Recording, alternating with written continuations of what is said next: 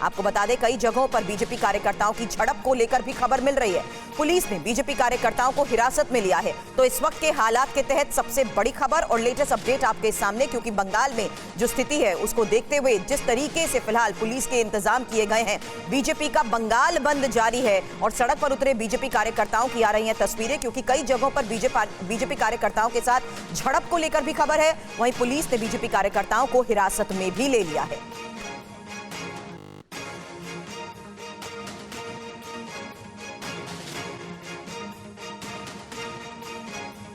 हालांकि यहां देखिए किस तरीके से पुलिस की तरफ से 100 प्रदर्शनकारियों को हिरासत में लिए जाने की भी जानकारी मिल पा रही है, लेकिन बीच सड़क पर कैसे कार्यकर्ता विरोध जताते हुए बैठ गए हैं और इन्हीं को हटाने का जिस तरीके से पुलिस प्रयास कर रही है, ये उस वक्त की तस्वीर।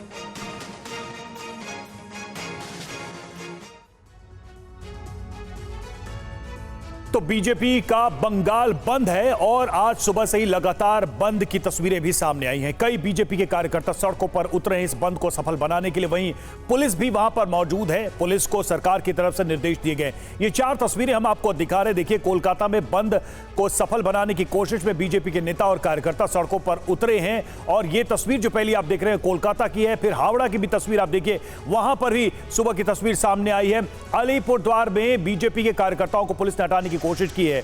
और कूच बिहार की भी तस्वीर सामने आई है। यहां देखिए, कूच बिहार की यह तस्वीर है जहां पर बस ड्राइवर हेलमेट पहनकर बस चला रहा है। और ये इसलिए कि कहीं पत्थरबाजी हो, कुछ ऐसी बात हो जिससे वो अपने आप को बचा सके। थोड़ा सेफ्टी के लिए गवर्नमेंट ऑर्डर दे दिया हमको, जो आपका रूट चलाना होगा, इसीलिए हम रूट में आया। तो हमारा गवर्नमेंट जो बस है चल रहा है, अभी थोड़ा दिक्कत हो रहा है रूट में। अभी तो हम हिली जा रहा है। कहाँ जा रहे हैं आप? बालूघाट होके हिली जाएंगे। मन में डर है? डर तो है ही। काहे? तो रोड में कोई बंद हो जाएगा, कोई ईट पत्थर मार देगा, इसलिए आप हेलमेट पहन के? हाँ, इसलिए हमें हेलमेट पहन के, वो गवर्नमेंट ऑर्डर है, हेलमेट पहन के गाड़ी चलाना होगा। इस वक्त के हालात क्या हैं, सीधे हमारे 2 सहयोगियों से करते हैं बात। रविशंकर दत्ता के साथ साथ कुमार कुंदन भी इस वक्त कोलकाता से हमें कर चुके हैं ज्वाइन। रविशंकर, सीधी तस्वीरें दिखाएं और बताएं इस वक्त के हालात क्या हैं। देखिए, सबसे पहले मैं ये आपको बता दूं, आज जो कोलकाता या तो पूरा पश्चिम बंगाल में बीजेपी ने जो बंद बुलाया है, उसका असर जो है उतना अभी तक साउथ कोलकाता में नहीं दिखाई दे रहा है। इस वक्त मैं हूँ साउथ कोलकाता में, ममता बनर्जी के घर के सामने हाजरा बोल के जो जगह है वहाँ पे हूँ। आपको दिखा देते हैं, पुलिस पोस्टिंग यहाँ पे पहले से ही हो रखी है ताकि यहाँ पे अगर कोई झड़प होती है तो यहाँ पे भवानीपुर पुलिस स्टेशन जो है वो यहाँ पे अपना व्यवस्था ले सके। लेकिन आपको मैं ये भी दिखा दूँ, देखिए यहाँ पे लगातार बस रखे हुए हैं। ये बस जो सारे हैं इनके लिए रखा गया है, जो कि ऑफिस जाने वाले लोग हैं, अगर ज़रूरत पड़े तो उनके लिए ये सारे बस का इंतज़ाम है। हालांकि आज 28 अगस्त है, तृणमूल कांग्रेस का जो यूथ विंग है उनका आज प्रतिष्ठा दिवस है, तो इसीलिए ज़्यादा से ज़्यादा लोग आज ममता बनर्जी की जो रैली है उसमें पहुँचे, इसीलिए यहाँ पे बस को चालू रखा गया है। ये पश्चिम बंगाल का नियम है, जब से तृणमूल सरकार आए हैं तब से यहाँ पे कोई बंद नहीं होता। कोई भी पार्टी बंद बुलाता है तो सरकार नोटिफिकेशन जारी कर देता है, तो हर कोई सरकारी दफ्तर खुला रहेगा और हर कोई किसी को आना पड़ेगा। बस जो है उसमें थोड़ी कमी है, मतलब जो प्राइवेट बसेस है वो थोड़ी कमी है, लेकिन सरकारी बसेस यहाँ पे चल रहे हैं, आप देख सकते हैं। लेकिन प्राइवेट बसेस थोड़ा कम है। अलग जो दिन रहते हैं, जो और दिन रहते हैं, वहाँ पे इस समय जितने लोग रहते हैं उससे थोड़ा कम है, क्योंकि बीजेपी ने बंद बुलाया है। पश्चिम बंगाल में तृणमूल कांग्रेस के सिवा एक ही पार्टी है जो अभी ऑपोजिशन में है, और सबसे बड़ी बात है विधानसभा में उनका रिप्रेजेंटेशन है वो है बीजेपी, और इसीलिए बीजेपी ने कल जो हंगामा किया था उसको देखते हुए इस वक्त जो साउथ कोलकाता में दिखाई दे रहा है मिश्र एक प्रतिक्रिया है। तो साउथ कोलकाता की आप तस्वीरें दिखा रहे हैं, की भीड़ थोड़ी कम। रविशंकर दत्ता की थोड़ा बहुत असर दिखाई दे रहा है, लेकिन वहां पर लोग निकल रहे हैं, सरकारी बसें निकल रही, प्राइवेट बसों पर असर पड़ा है। कुमार कुंदन भी हमारे साथ जुड़े हैं। कुमार, आप जहां पर हैं वहां क्या नजर आ रहा है? बंद का कोई प्रभाव, कोई असर, किस तरह की तस्वीरें वहां देख पा रहे हैं? रवि, देखिए, अगर बंद की बात करें तो जैसा कि हमारे संवाददाता रविशंकर दत्ता बता रहे थे, साउथ कोलकाता की, मैं सॉल्ट लेक इलाके में हूं और इस वक्त मैं बस स्टैंड में खड़ा हूं। और बस स्टैंड की एक वाइट फ्रेम आपको दिखाना चाहूँगा। बसें, प्राइवेट बसें हैं, कम हैं। ऐसा नहीं है कि पूरा ब्लैंकेट बन स्ट्राइक है, लेकिन हाँ ये है कि जितनी संख्या होती है उतनी संख्या लोग देखने को कम मिल रही है। लोगों को थोड़ी परेशानी ज़रूर हो रही है क्योंकि जो बसेस हैं वो नंबर ऑफ़ बसेस की संख्या कम है। आमतौर पर सुबह सुबह आज चूँकि वर्किंग डे है तो वर्किंग डे के हिसाब से बसें की संख्या ज़्यादा होनी चाहिए, लेकिन जो भी बसें आ रही हैं आप देखिए पूरी की पूरी खाली नज़र आ रही होंगी या फिर लोग इसमें बिल्कुल भी नहीं हैं। तो ये स्थिति कुछ लोग जो है एहतियातन ही रखे हुए हैं और उसका असर दिख रहा है। कुछ लोग यहाँ पे हैं, उनसे भी बात करेंगे। अब आज पहले की तुलना में कुछ गाड़ी वाड़ी कम चल रहा है क्या? आज गाड़ी बहुत ही कम है। बहुत कम है? बहुत कम है। अच्छा, तो मतलब बंद है, उसका थोड़ा असर दिख रहा है? थोड़ा बहुत तो दिख ही रहा है, अभी नहीं मालूम बस मिलेगा कि नहीं। अच्छा, आपको कहाँ पे जाना है? मेरे को बेहाला। अच्छा, उसके लिए भी गाड़ी नहीं मिल रही? नहीं मिल रहा है। तो जैसा अभी मैंने आपको बताया कि बस की संख्या आज कम है और निश्चित रूप से बस यात्री थोड़े परेशान हो रहे हैं जो सुबह आए हैं। दूसरी बात मैं एक बार और बताना चाहूँगा कि कोलकाता से इतर अगर शहर से बाहर की अगर बात करें तो बंद का असर वहाँ ज़्यादा देखने को मिल रहा है और कोलकाता शहर में भी कई सारी ऐसे जगह हैं जहाँ पे बंद का असर दिख रहा है और उस तरीके से असर नहीं दिख रहा है जिस तरीके के एक तरह से भारतीय जनता पार्टी ने कोशिश की थी। कई सारे जगहों पर अभी 10 बजे के बाद उनका प्रोटेस्ट शुरू है।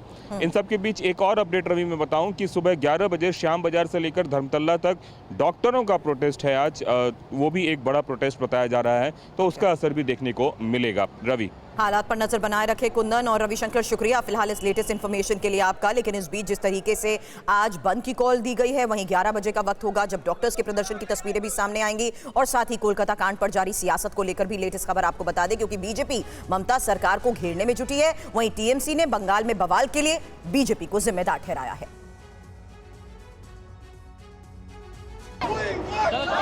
कोलकाता कांड पर ममता सरकार घेरती जा रही है। बीजेपी अध्यक्ष जेपी नड्डा ने ममता बनर्जी पर प्रहार करते हुए कहा कि बंगाल में बेटी के साथ निर्ममता की सारी हदें पार कर दी हैं। बंगाल में एक बेटी के साथ निर्ममता की सारी हदें पार कर दिया, मगर ममता बनर्जी चुप है। स्त्री की अस्मिता को तार तार किया जाता है, मगर ममता बनर्जी चुप है। बेटी के माँ बाप को भटकाया जाता है और ममता जी चुप है। वहीं टीएमसी नेता कुणाल घोष ने कहा है कि हम भी चाहते हैं कि न्याय मिले, अब सब कुछ सीबीआई के हाथ में है। जस्टिस देने का रिस्पॉन्सिबिलिटी अब सीबीआई का है। एक ही अरेस्ट हुआ, वो भी कलकत्ता पुलिस अरेस्ट किया। इन्वेस्टिगेशन सीबीआई के हाथ में, केस सुप्रीम कोर्ट में। ये लोग कलकत्ता में एनआरकी के लिए ये नवान्न चलो, ये कुछ गुंडे लोग जो सामने थे वहां पर।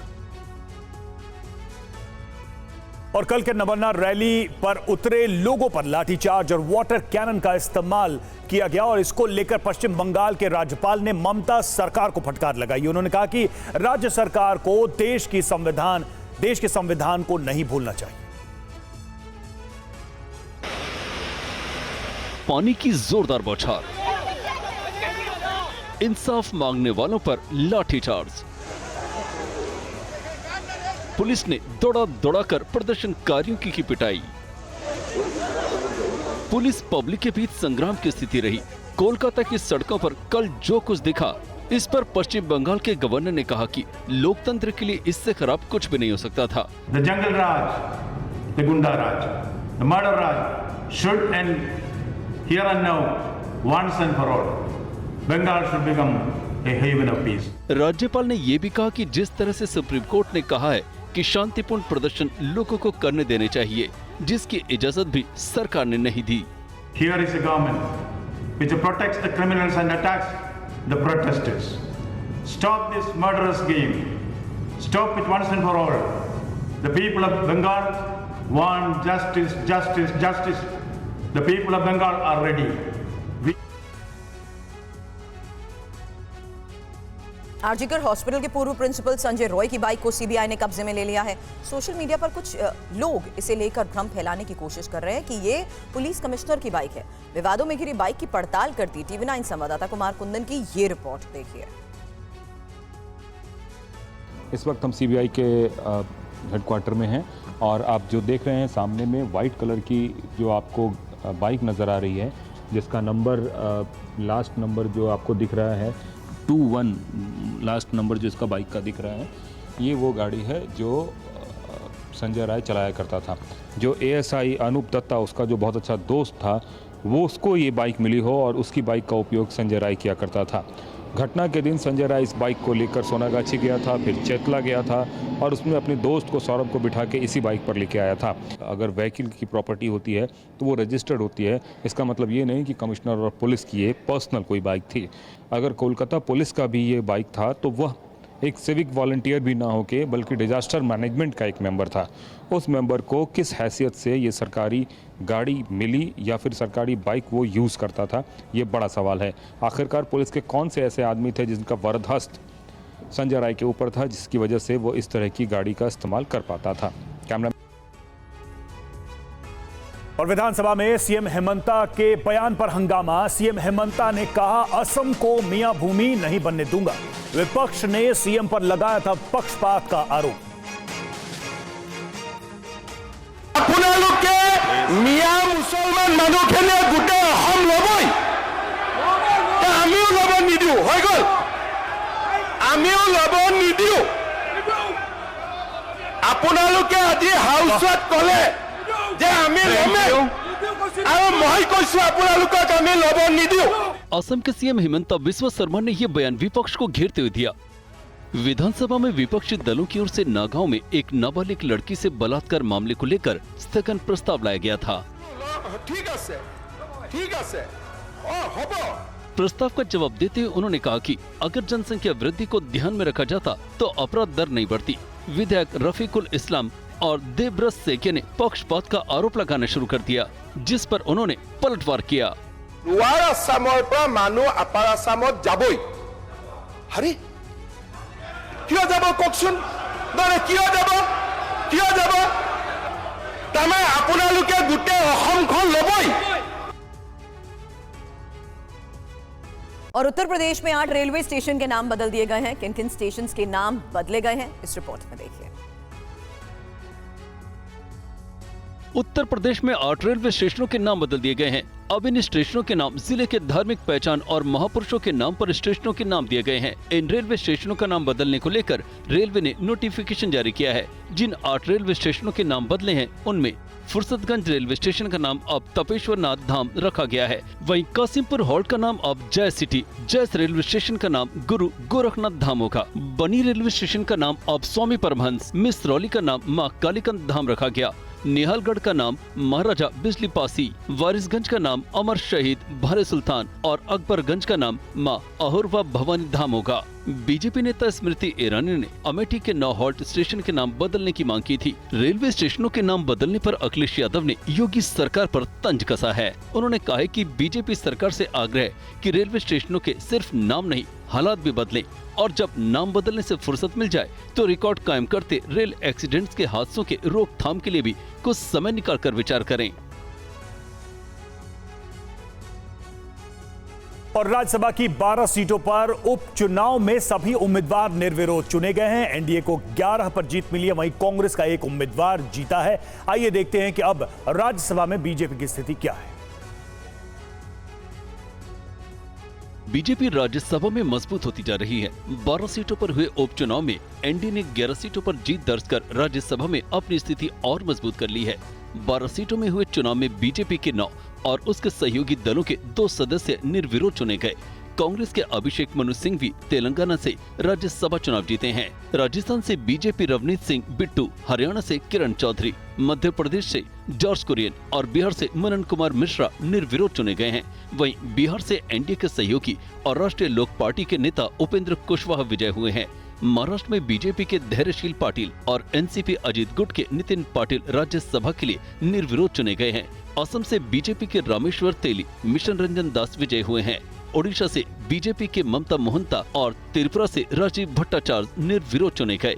वहीं तेलंगाना से कांग्रेस के उम्मीदवार अभिषेक मनु सिंह भी निर्विरोध चुने गए हैं। आपको बता दें कि 245 सदस्यों वाली राज्यसभा में अभी 8 सीटें खाली हैं। राज्यसभा में बीजेपी की संख्या बढ़ गई है, अब ये संख्या 96 पहुंच गई है। और मोदी सरकार के तीसरे कार्यकाल में पहली मंत्रिपरिषद की बैठक को लेकर बड़ी खबर आपको बता दें। बैठक आज होगी। कई मंत्रालय विकसित भारत 2047 के रोड मैप पर प्रेजेंटेशन देंगे। नए बने मंत्रियों का मार्गदर्शन प्रधानमंत्री करेंगे।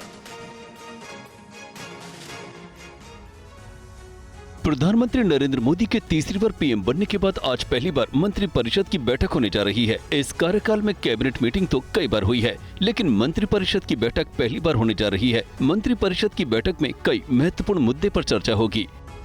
इस महत्वपूर्ण मीटिंग में सरकार की प्राथमिकताओं, नीतियों और कार्यक्रमों पर चर्चा होगी। सरकार विकसित भारत 2047 के रोड मैप को लक्ष्य बनाकर इंफ्रास्ट्रक्चर विकास, सामाजिक विकास, तकनीकी प्रगति के संबंधित मंत्रालयों को अपने अपने एजेंडे देने को कहा है। प्रधानमंत्री नरेंद्र मोदी नए मंत्रियों को मार्गदर्शन भी देंगे। इस मीटिंग में 3 या 4 मंत्रालयों का प्रेजेंटेशन भी हो सकता है, जिसमें भविष्य का रोड मैप तैयार किया जाएगा। आपको बता दें कि अपने दूसरे कार्यकाल की आखिरी मंत्रिपरिषद की बैठक में पीएम मोदी ने विकसित भारत 2047 का रोड मैप पर चर्चा की थी। नई सरकार के गठन के बाद से सरकार का विकसित भारत 2047 के लक्ष्य पर फोकस है। सरकार अगले 25 साल में एक विकसित राष्ट्र के रूप में भारत को स्थापित करना चाहती है। 3 देशों के दौरे पर जाएंगे प्रधानमंत्री मोदी। 5 सितंबर से शुरू हो सकता है पीएम का विदेश दौरा। सिंगापुर और ब्रुनेई का दौरा करेंगे प्रधानमंत्री।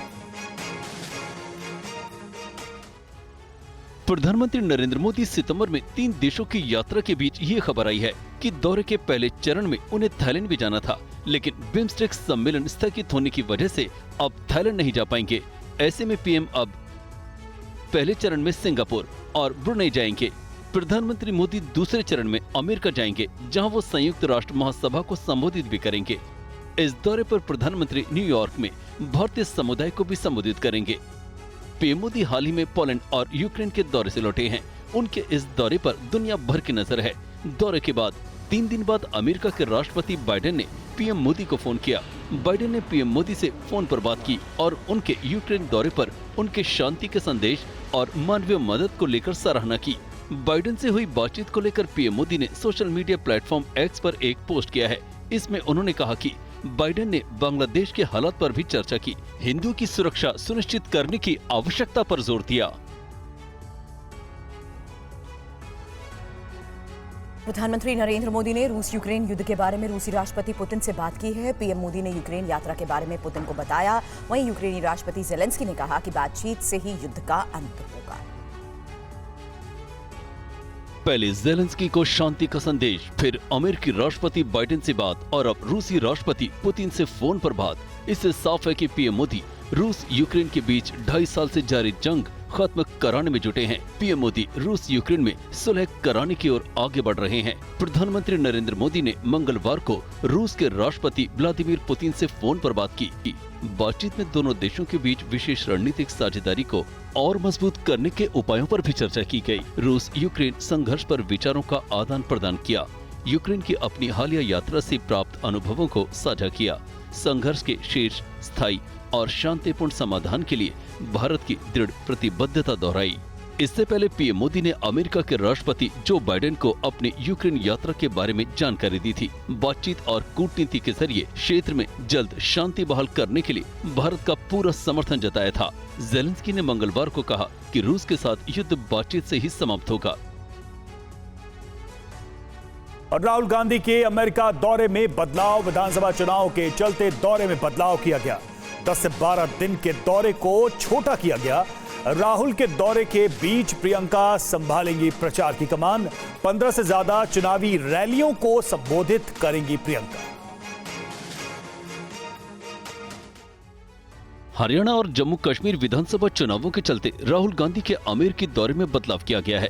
बताया जा रहा है कि राहुल गांधी के प्रस्तावित दौरे को 1-2 दिन नहीं बल्कि 10 से 12 दिन छोटा किया गया है। राहुल के कार्यक्रम में भी कटौती की गई है। पहले ये दौरा लंबा रहने वाला था, लेकिन विधानसभा चुनावों के चलते इस कार्यक्रम को कम कर दिया गया है। राहुल का यूएस दौरा अब 5 से 7 दिन का ही रहेगा। राहुल गांधी टेक्सास में इंडियन डायस्पोरा को संबोधित करेंगे। इसके बाद वॉशिंगटन डीसी में लॉ मेकर्स के साथ भी बातचीत करेंगे। राहुल जब अमेरिका दौरे पर जाएंगे, इस दौरान विधानसभा चुनावों की कमान प्रियंका गांधी के हाथों में होगी। राहुल गांधी के अमेरिका यात्रा से लौटने तक प्रियंका गांधी चुनाव प्रचार को लीड करेंगी। इस दौरान जम्मू कश्मीर और हरियाणा में उनके कई कार्यक्रम रखे जा सकते हैं। कांग्रेस महासचिव प्रियंका गांधी सितंबर के दूसरे हफ्ते से जम्मू कश्मीर और हरियाणा में विधानसभा चुनाव के लिए कैंपेन का आगाज कर सकती हैं। प्रियंका चुनाव प्रचार की शुरुआत जम्मू कश्मीर से करेंगी। दोनों ही राज्यों में 5 से 7 रोड शो और 15 से ज्यादा चुनावी रैली को संबोधित करेंगी। दिल्ली शराब घोटाले मामले में सुप्रीम कोर्ट से बीआरएस नेता के कविता जेल से तिहाड़ से निकलने के बाद से रो पड़ी। आपको बता दें सुप्रीम कोर्ट ने उन्हें 5 महीने बाद जमानत दी है।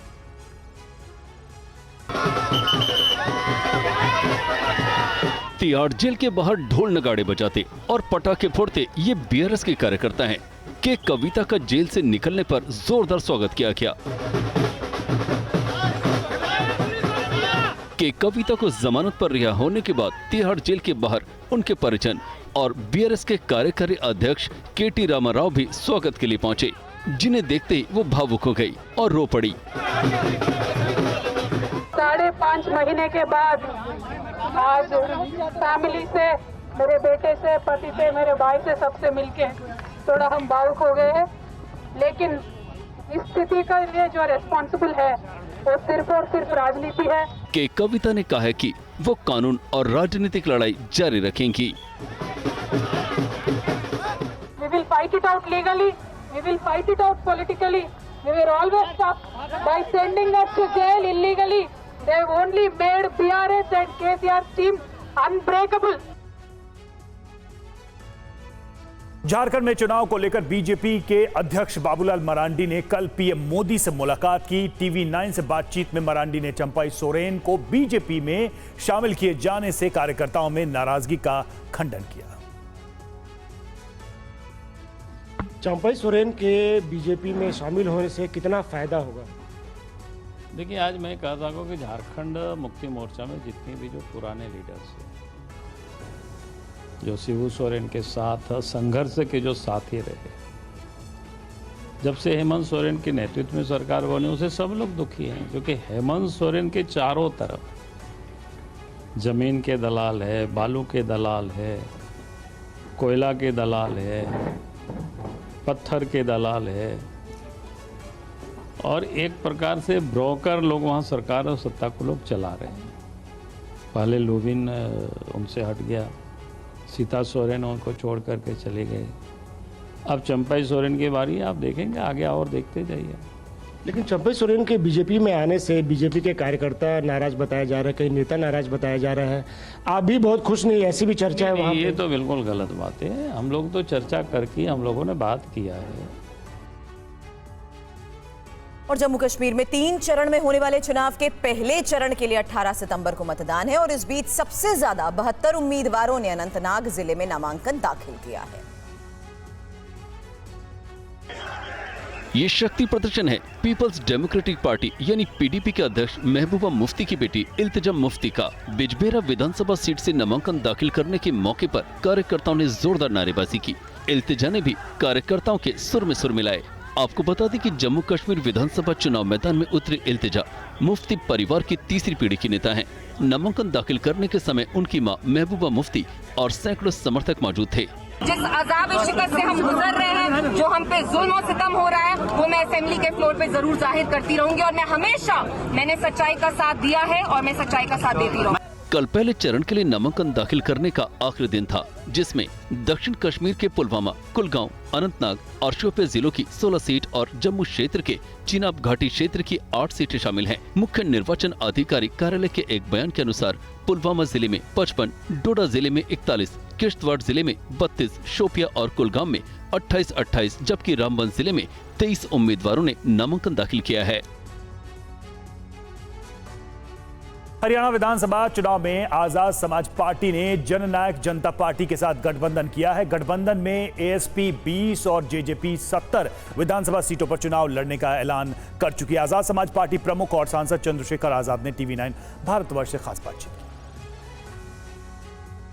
देखिए, फॉर्मूला ये तय किया है कि हरियाणा में इस बार एडवोकेट चंद्रशेखर आजाद जैसी वॉइस को असेंबली जाकर कमजोर वर्गों के हितों के लिए संघर्ष करना है। और मेरा ये मानना है, जब जब किसान कमेरों की राजनीति आगे बढ़ी है तो सांप्रदायिकता की, पूंजीवाद की और धर्म के आधार पर जो राजनीति करके लोग कामयाब हैं, उनकी राजनीति को चोट लगी। क्यों पूछूंगा, हरियाणा की जनता के सामने आपके जैसे एक विकल्प और है। इंडियन नेशनल लोकदल और बीएसपी भी वहाँ चुनाव लड़ रही है। तो उनको आप क्या कहेंगे कि उनसे इतर आपको क्या अलग देने वाले हैं? मेरी मंगल कामनाएं उनको है। जनता ने जिस तरह का समर्थन उनको उत्तर प्रदेश में दिया, उसी तरह का समर्थन उनको जनता वहाँ भी देगी। आज़ाद समाज पार्टी का समय चल रहा है, नौजवानों का समय चल रहा है। आज़ाद समाज पार्टी भीम आर्मी के नौजवानों में ऊर्जा है, और जिनमें ऊर्जा और जिनके मनों में कुछ कर दिखाने का जज्बा होता है, वही लोग कामयाब होते हैं। हम लोग अपने रास्ते पे चलें और हमें विश्वास है संघर्ष से हमें कामयाबी मिलेगी। हरियाणा कांग्रेस में हुड्डा वर्सेस सुरजेवाला की स्थिति बनती जा रही है। वहीं शैलजा की सियासत स्क्रीनिंग कमेटी के लिए सिरदर्द बनती दिख रही है। सूत्रों का कहना है कि रणदीप सुरजेवाला फिलहाल राज्यसभा सांसद और कर्नाटक के प्रभारी महासचिव भी हैं। ऐसे में आलाकमान उनको टिकट देने के मूड में नहीं है। दरअसल राज्यसभा में कांग्रेस के 27 सांसद हैं। 25 से कम होने पर खड़गे से नेता प्रतिपक्ष का दर्जा छिन जाएगा। वहीं कर्नाटक में ताजा सियासी घटनाक्रम के चलते भी सुरजेवाला को आलाकमान फ्री नहीं करना चाहता। बताया जा रहा है कि इस सूरत में सुरजेवाला के बेटे आदित्य को टिकट मिल सकता है। दूसरी तरफ कुमारी शैलजा को लेकर पार्टी पशोपेश में है। कॉन्फिडेंस में बात होती है, वो सबके विचार ले रहे हैं, हमसे पूछ रहे हैं, और जो वो पूछते हैं और जो बात होती है वो वहीं तक, और अभी आगे भी चलेंगी ये डिस्कशंस, आगे तक चलेंगी। आलाकमान का मानना है कि लोकसभा सांसद शैलजा को टिकट देने से गुटबाजी तेज हो सकती है। फिलहाल स्क्रीनिंग कमेटी के अध्यक्ष अजय माकन ने प्रदेश के 5 सांसदों और हारे हुए बाकी 5 लोकसभा प्रत्याशियों को एक-एक करके फीडबैक लिया है। आलाकमान से चर्चा के बाद वो अपना फैसला सुनाएंगे। महाराष्ट्र के सिंधुदुर्ग में छत्रपति शिवाजी महाराज की मूर्ति ढहने की घटना पर सियासत तेज हो गई। आज विपक्ष के कई नेता प्रदर्शन करेंगे। महाराष्ट्र में छत्रपति शिवाजी महाराज की मूर्ति ढहने पर सियासत तेज हो गई है। महाराष्ट्र में अगले कुछ महीने में चुनाव हैं। ऐसे में सियासी दलों को सरकार को घेरने का बड़ा मौका मिल गया है। पूरा विपक्ष महाराष्ट्र सरकार के खिलाफ एकजुट हो गया है। आज सुबह 10 बजे समूचा विपक्ष एकजुट होगा और शिवाजी के अपमान के नाम पर सड़क पर प्रदर्शन करेगा। इस प्रदर्शन में महाविकास आघाड़ी के कई प्रमुख नेता मौजूद रहेंगे। विपक्ष का आरोप है कि सरकार ने जल्दबाजी में मूर्ति का उद्घाटन कर श्रेय लेने की कोशिश की थी। वहीं सरकार ने कहा है कि मूर्ति का गिरना दुखद है, लेकिन विपक्षी दलों को इस मुद्दे का राजनीतिकरण करने की कोई जरूरत नहीं है। रायन राणे दोपहर 12 बजे राजकोट किले का दौरा करेंगे। इसके बाद 1 बजे प्रेस कॉन्फ्रेंस कर विपक्ष को जवाब देंगे। बता दें कि छत्रपति शिवाजी महाराज की 35 फुट ऊंची प्रतिमा, जिसका अनावरण प्रधानमंत्री नरेंद्र मोदी ने पिछले साल 4 दिसंबर को नौसेना दिवस पर सिंधुदुर्ग के राजकोट किले में किया था, सोमवार दोपहर को ढह गई। इस बीच भारतीय नौसेना ने सिंधुदुर्ग में छत्रपति शिवाजी महाराज की मूर्ति गिरने के मामले में अपनी जाँच शुरू कर दी है। कंगना रनौत की फिल्म इमरजेंसी रिलीज होने से पहले लगातार विवादों में घिरती जा रही है। भटिंडा में सिख समुदाय के लोगों ने प्रदर्शन किया। किसान आंदोलन पर दिए गए बयान पर कंगना घिरती नजर आ रही है। रिलीज से पहले ही कंगना रनौत की फिल्म इमरजेंसी का भी विरोध शुरू हो गया है। भटिंडा में सिख संगठनों ने कंगना के खिलाफ विरोध प्रदर्शन किया। उनकी फिल्म के रिलीज पर रोक की मांग की। प्रदर्शन कर रहे लोगों का आरोप है कि फिल्म में सिख किरदारों को गलत ढंग से पेश किया गया है। संगठनों ने भटिंडा के सिनेमाघरों के संचालकों से मुलाकात कर फिल्म का प्रदर्शन नहीं करने की भी मांग की। अखिलेश यादव ने कंगना के बयान पर प्रतिक्रिया दी है। अखिलेश ने एक्स पोस्ट पर लिखा कि ये बीजेपी की स्क्रिप्ट है, जिसे एक अभिनेत्री शीर्ष निर्देशक के कहने पर संवाद के रूप में पढ़ रही है। जब एक सामान्य नेता ये समझता है कि किसानों के प्रदेश में किसान आंदोलन पर अपशब्द कहने से नुकसान होगा, तो क्या भाजपा चाणक्य ये नहीं समझते हैं? इस प्रकरण की असली सच्चाई ये है कि जानबूझकर ये बात कहलवाई गई, जिससे हरियाणा में पहले से तय हार का कारण अभिनेत्री के बयान को बनाया जा सके और उस हार का दोष शीर्ष नेतृत्व पर न हो। ये बयान नहीं, किसी को बचाने की शब्द ढाल है। यूपी की कैबिनेट ने कल सोशल मीडिया पॉलिसी को पास कर दिया। हालांकि कैबिनेट की मीटिंग के बाद प्रेस कॉन्फ्रेंस में इसका जिक्र नहीं किया गया। रिपोर्ट के मुताबिक एक्स, यूट्यूब, फेसबुक और इंस्टाग्राम के इन्फ्लुएंसर को फॉलोअर की संख्या के हिसाब से हर महीने पैसे मिला करेंगे। बस शर्त यह है कि उन्हें यूपी सरकार का प्रचार प्रसार करना पड़ेगा। उन्हें सूचना विभाग में रजिस्ट्रेशन भी कराना पड़ेगा। एक्स, फेसबुक और इंस्टाग्राम के इन्फ्लुएंसर के लिए एक जैसी कैटेगरी बनाई गई है। इनके 4 अलग अलग ग्रुप बनाए गए हैं। फॉलोअर के हिसाब से इन्हें हर महीने 5, 4, 3 और 2 लाख रुपए मिलेंगे। यूट्यूब वालों के लिए अलग तरीके से 4 कैटेगरी बनाई गई हैं। इन्हें 8, 7, 6 और 4 लाख रुपए हर महीने देने की योजना है। अगर कभी यूपी सरकार को लगा कि कंटेंट अभद्र, अश्लील और राष्ट्र विरोधी है तो उन पर कानूनी कार्रवाई भी हो सकती है। यूपी से पहले राजस्थान में भी इस तरह की पॉलिसी आई थी। तब अशोक गहलोत वहां के मुख्यमंत्री थे। माना जा रहा है कि यूपी सरकार की ओर से सोशल मीडिया पॉलिसी बनाने के पीछे का कारण लोकसभा चुनाव नतीजे हैं। सोशल मीडिया की वजह से पार्टी को इस बार 29 सीटों का नुकसान हुआ। और भारत सरकार ने हथियार बनाने वाली कंपनी 600 को 716 असॉल्ट राइफल्स का बड़ा ऑर्डर दिया है और इसकी जानकारी खुद कंपनी ने दी है।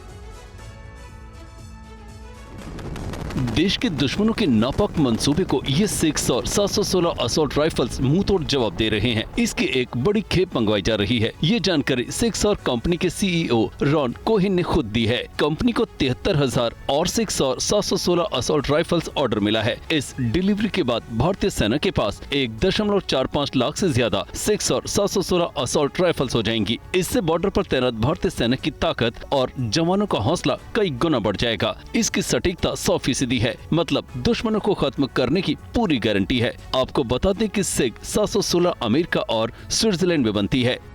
इस ऑटोमेटिक असॉल्ट राइफल की रेंज 600 मीटर है, जो AK-47 की रेंज से भी ज्यादा है। राइफल की कुल लंबाई 34.39 इंच है। इसकी मदद से स्नाइपर हमला भी किया जा सकता है। इसकी बैरल यानी नली की लंबाई 15.98 इंच है। कुल वजन 3.58 किलोग्राम होता है। इससे हर मिनट 685 राउंड फायरिंग हो सकती है। ये दुनिया की सबसे बेहतरीन राइफलों में मानी जाती है। इसमें नाटो ग्रेड की गोली इस्तेमाल होती हैं। और यूपी के बिजनौर में गोकशी की सूचना पर पुलिस ने छापेमारी की। इस छापेमारी के दौरान तबीयत बिगड़ने से एक महिला की मौत हो गई। हालांकि परिजनों ने पुलिस पर धक्का मुक्की का आरोप लगाया। पुलिस ने कहा कि महिला पहले से बीमार थी। उत्तर प्रदेश में बिजनौर के किरतपुर इलाके में इस घर में पुलिस छापेमारी के लिए आई थी। पुलिस को इस घर में गौमांस होने की सूचना दी गई थी, लेकिन छापे के दौरान कुछ नहीं मिला। अब पुलिस पर घर वाले धक्का मुक्की का आरोप लगा रहे हैं।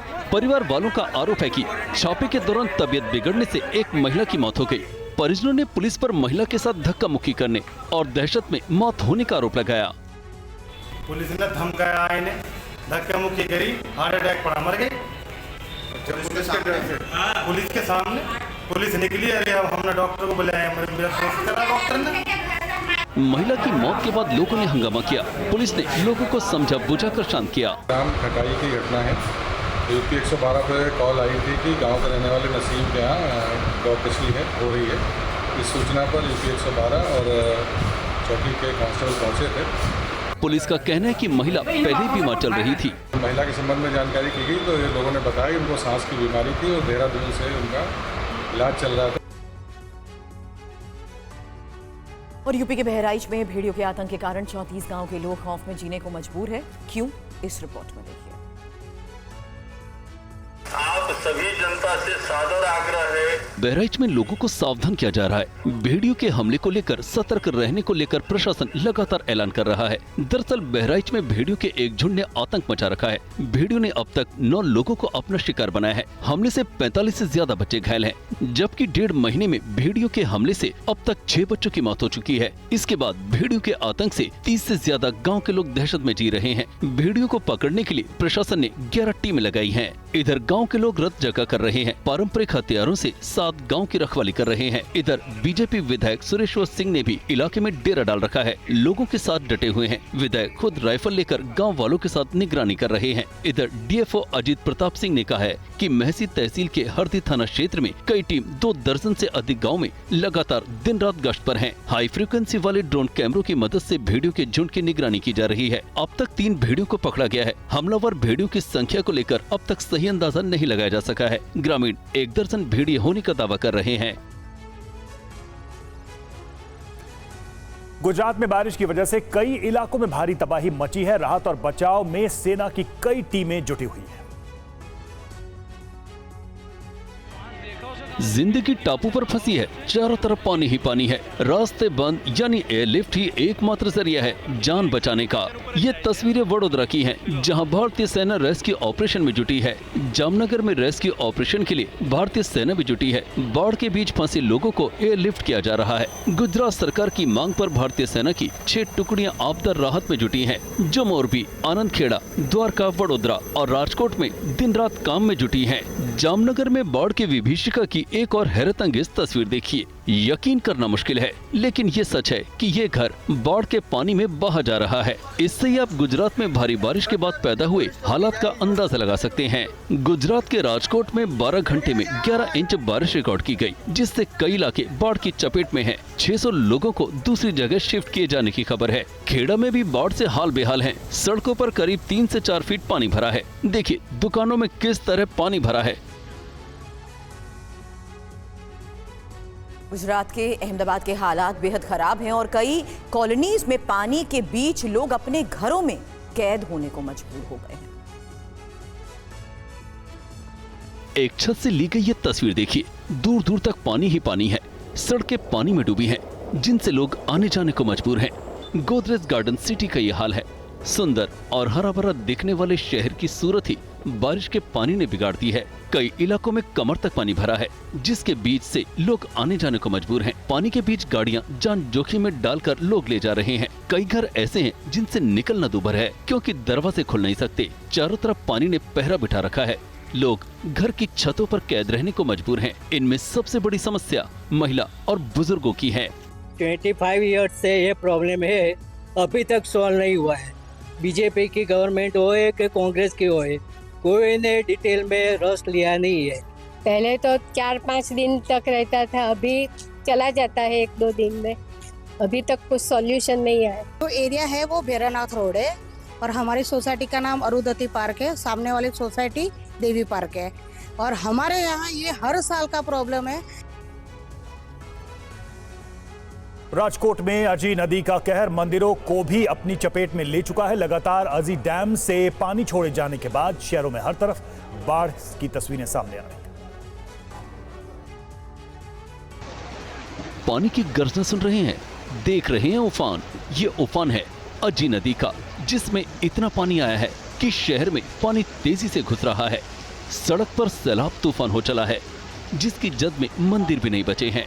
ये तस्वीरें हैं रामेश्वर महादेव मंदिर की। तस्वीरों में देख सकते हैं मंदिर के बीच से पानी तेज रफ्तार से बह रहा है। पानी कितना ऊपर है, इसका अंदाजा आप मंदिर के इस ध्वज से लगा सकते हैं। झंडे का शीर्ष महज कुछ फीट ही ऊपर है। पानी के वेग के बीच ये अब भी लहरा रहा है। बारिश अब भी जारी है। प्रशासन लगातार अजी डैम से छोड़े जा रहे पानी के बाद जल स्तर पर नजर रख रहा है। इधर पानी कई घरों में भी घुस गया है। लोग पानी के बीच आने जाने को मजबूर हैं। राजकोट के कलावड़ रोड, 150 फुट रिंग रोड, रैया रोड, पोपटपरा, अंडरपास और कई इलाकों में पानी भर गया है, जिसकी वजह से वाहन चालकों को मुश्किलों का सामना करना पड़ा। मौसम विभाग ने 27 अगस्त को गुजरात के 7 जिलों में भारी बारिश का रेड अलर्ट जारी किया है। 22 जिलों में ऑरेंज अलर्ट और 4 जिलों में येलो अलर्ट है। साइबर अपराधी देश के मुख्य न्यायाधीश डीवाई चंद्रचूड़ के नाम का इस्तेमाल कर ठगी करने से भी नहीं बाज आए। इस मामले में सुप्रीम कोर्ट प्रशासन ने शिकायत दर्ज करवाई है। जानकारी के मुताबिक सुप्रीम कोर्ट के मुख्य न्यायाधीश डीवाई चंद्रचूड़ के नाम से साइबर अपराधियों ने कैलाश मेघवाल नाम के शख्स को फोन पर मैसेज किया। मेघवाल ने सोशल मीडिया के जरिए हुई इस धोखाधड़ी मामले को साझा किया है। हेलो, मैं सीजेआई हूँ और हमारी कॉलेजियम के साथ बहुत जल्द बैठक है। मैं कनॉट प्लेस में फंस गया हूँ। क्या आप मुझे कैब के लिए 500 रुपए भेज सकते हैं? मैं जब कोर्ट पहुँचूंगा तो पैसे वापस कर दूंगा। इसके बाद सुप्रीम कोर्ट प्रशासन ने इस मामले में शिकायत कराई है। आपको बता दें कि भारत में इस साल तेजी से साइबर फ्रॉड के मामले बढ़े हैं। मई 2024 में Indian cyber crime coordination centre की ताज़ा रिपोर्ट सामने आई थी, जिसमें कहा गया था कि भारत में हर रोज 7000 से ज्यादा साइबर क्राइम की रिपोर्ट दर्ज की जा रही है। इस साल के पहले 4 महीने में सैकड़ों करोड़ रुपए की ठगी की गई है। सबसे ज्यादा ठगी के मामले ऑनलाइन ट्रेडिंग के नाम पर की गई है। National cyber crime reporting portal पर लोग साइबर फ्रॉड की शिकायत कर रहे हैं। यूक्रेन के सूमी में टीवी9 रिपोर्टर। सूमी के कई इलाकों में रूसी हमलों के निशान, कई गाड़ियों को भी पहुंचा है भारी नुकसान। हमलों के बाद सूमी से विपिन चौबे की रिपोर्ट।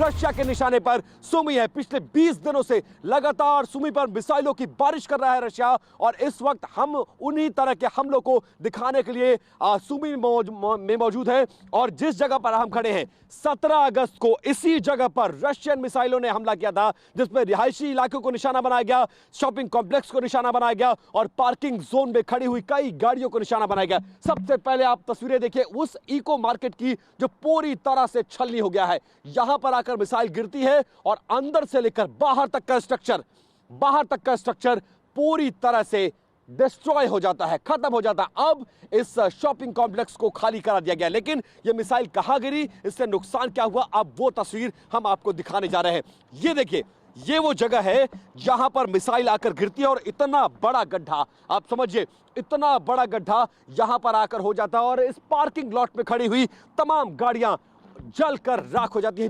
ये एक बड़ी एसयूवी थी, कैसे इस मिसाइल के हमले में ये पूरी तरह से जलकर खाक हो गई। सामने वो आपको शॉपिंग कॉम्प्लेक्स नजर आएगा और उसके सामने के एरिया में जो गाड़ियां थी वो सब जलकर खाक हो गई। ये एक गाड़ी है। इसके अलावा इस तरफ आप पार्किंग लॉट में आगे बढ़ते जाएंगे, इस तरह से जली हुई गाड़ियां आपको नजर आती जाएंगी। ये कुछ गाड़ियों के अवशेष है और इसके अलावा ये देखिए कैसे मिसाइल के छर्रे लगे होंगे, पूरी गाड़ी जलकर खाक हो गई है। लेकिन जो निशान है, बुलेट पॉइंट्स है और जो अंदर के छर्रे उसके होते हैं, जो स्प्रिंटर्स होते हैं, वो कैसे आकर गिरे हैं और कैसे गाड़ियों की बॉडी में छेद हो गया है। और आप सोचिए, गलती से भी जब गाड़ियों का यह हाल है, अगर गलती से भी कोई इंसान उस वक्त यहां रहा होगा, क्या हाल, क्या दशा हुई होगी। और दूसरी गाड़ी की तस्वीर देखिए, जरा 360 घूम कर आइए वीरेंद्र और इस गाड़ी की तस्वीर दिखाइए, कैसे ये तमाम गाड़ियां जो पार्किंग लॉट में खड़ी थी इस रेजिडेंशियल इलाके में, वो कैसे जलकर खाक हो गई हैं। एक गाड़ी, 2, 3, 4, 5 इस तरह से तमाम गाड़ियां हैं। और इसके अलावा कुछ गाड़ियां तो ऐसी थी जिनके आसपास गिरी और उसके बाद उसमें कुछ भी नहीं बचा। यहां तक कि जो लोहा भी है वो भी गल चुका है। बिल्कुल इस हालत में ये गाड़ियां हैं। ये तमाम तस्वीरें हम आपको सुमी शहर की दिखा रहे हैं, सुमी एक बड़ा सेंटर पॉइंट है। क्यों सेंटर पॉइंट है, अब हम आपको बताने की कोशिश करते हैं। दरअसल 6 अगस्त को 900 दिनों से जारी इस लड़ाई में एक बड़ा टर्निंग पॉइंट आया। वो टर्निंग पॉइंट ये था कि इसी सुमी शहर से एक बड़ी मूवमेंट हुई सेना की, यूक्रेनी सेना की, और वो सेना सीधे जाकर पहुंच जाती है रशियन इलाके में जिसे क्रुक्स कहा जा रहा है। और क्रुक्स की जंग ने पुतिन को कहीं ना कहीं रशिया में कमजोर कर दिया है। आज की तारीख में कई हजार किलोमीटर तक यूक्रेनी फौज कब्जा कर चुकी है रशियन इलाके को, और इसके साथ साथ कई हजार सैनिक रशियन मारे भी गए हैं इस हमले में। ये जो रास्ता है, ये जो सुमी शहर है, यही रशिया के इलाके क्रुक्स में यूक्रेनी फौज को पहुंचाता है और इसीलिए रशिया के टारगेट पर सबसे ज्यादा सुमी शहर है। और ये तमाम गाड़ियों की तस्वीरें हम आपको दिखा रहे हैं और यहां तक स्प्रिंटर्स लगे हैं। और आप देखिए, ये जो गाड़ियां बच भी गई हैं उसके बॉडी में कैसे बड़े बड़े छेद हो गए हैं, वो साफ तौर पर आपको यहां नजर आएगा। अब रशिया के निशाने पर सुमी इसलिए है क्योंकि अगर सुमी डिस्ट्रॉय हो गया तो फिर सप्लाई लाइन, जो टैंक्स है, आर्म्स है, एम्यूनिशंस है, गोले बारूद है, खाना पीना, रसद सामग्री, सब कुछ इसी सुमी से क्रुक्स में पहुंच रहा है। और वही ताकत है यूक्रेन की फौज की। इसीलिए रशियन मिसाइलें पिछले 1 महीने से लगातार कहर बनकर इस सुमी शहर पर बरस रही हैं, जिसका खामियाजा यहां के लोगों को भुगतना पड़ रहा है। अब उस रेसिडेंशियल इलाके की तस्वीर देखिए, चारों तरफ आपको फ्लैट्स, अपार्टमेंट्स नजर आएंगे, लेकिन इंसान नाम की कोई चीज आपको चारों तरफ नजर नहीं आएगी। वजह वो डर और दहशत है जो रशियन मिसाइलों से यहां पर आकर फैली है और जिसके बाद से ही लोग बहुत ज्यादा डरे और सहमे हुए हैं। आमतौर पर ओवर क्राउडेड शहर माना जाता है ये यूक्रेन का, लेकिन अब सड़कें खाली, मकान खाली, रिहायशी इलाके खाली, सब कुछ खाली है। स्कूलों को, ऑफिसेस को बंद कर दिया गया है क्योंकि हर घंटे यहां पर एयर रेड अलर्ट सायरन बजता है और वो परिचायक है कि रशियन मिसाइलें कभी भी किसी वक्त किसी को भी टारगेट बना सकती हैं। इसलिए हमें भी बहुत लिमिटेड एक्सेस दिया गया है, ये कहते हुए कि आप बाहर बहुत कम निकलेंगे। तो इस रिपोर्ट को अब तक पहुंचाना था, इसलिए हम बाहर निकले हैं और इसके जरिए आपको समझाने की कोशिश कर रहे हैं कि सुमी कितना इंपॉर्टेंट है। और आज भी सुमी पर लगातार रशियन मिसाइलें हमला कर रही है, जिसके बाद से सुमी में हालात बदतर है। लेकिन सुमी सबसे बड़ी ताकत है यूक्रेन की और सुमी को बचाए रखने के लिए यूक्रेनी फौज पूरी ताकत झोंकती हुई इस वक्त नजर आ रही है। कैमरा पर्सन वीरेंद्र मौर्य के साथ विपिन चौबे, TV9 भारतवर्ष, सुमी फ्रंटलाइन।